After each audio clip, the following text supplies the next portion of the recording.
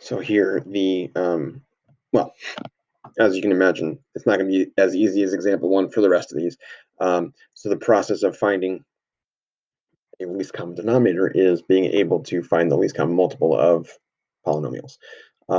So if you have three polynomials, we're going to first practice finding this least common multiple, which is the same thing. So we're going to practice this skill in this example.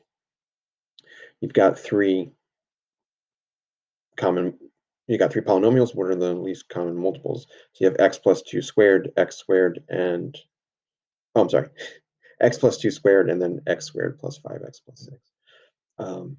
What you want to do is factor and get them down to the factors if you can.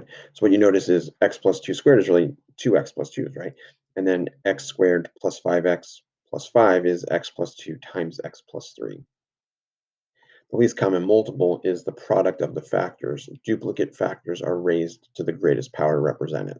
So x plus 2 squared is higher than just x plus 2 the first. So you have x plus 2 squared, and then x plus 3 is a factor that needs to get multiplied as well. So it's x plus 2 squared times x plus 3.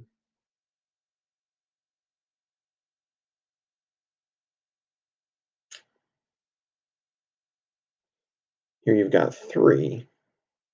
You got x cubed minus 9x, x squared minus 2x minus 15, x squared minus 5x.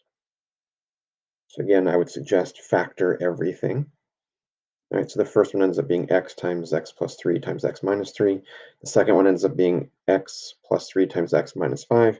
And the third one ends up being x times x minus 5. So the least common multiple is x times x plus 3 times x minus 3 times x minus 5.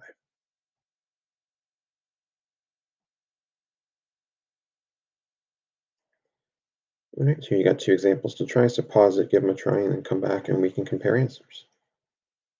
All right, so I only have part A done because I don't think I'm going to have enough room to do part B. So let's go over part A. First thing I did was I saw, all right, the first 4-term polynomial there, I tried factoring by grouping. That didn't work. So then what I said was, all right, let me just graph it and see where it's crossing. All right, it's crossing at -3. So I did synthetic division with -3. Ended up with x squared plus 6x plus 9, confirming that -3 was one of the zeros. When you factor x squared plus 6x plus 9, you get x plus 3 times x plus 3. Combined with the first factor, if -3 was 0, x plus 3 was also that factor. So x plus 3 cubed is the factorization of the original 4-term polynomial there. X squared minus 4x minus 21 ends up being x plus 3 times x minus 7. So the least common multiple of both of those is x plus 3 cubed times x minus 7. All right, I'm going to pause again, and then we'll go over part B. All right, so I factored each of those polynomials. The first one ends up being 10 times x plus y times x minus y. The second one is 15 times x minus y times x minus y, so really x minus y squared. And then the last one is x plus y times x plus 2y. Between 10, 15, and then no number, the least common multiple will be 30. The x minus y is squared because there's two of them in the purple polynomial. You have an x plus y and you have an x plus 2y. All right, so that would be the least common multiple there.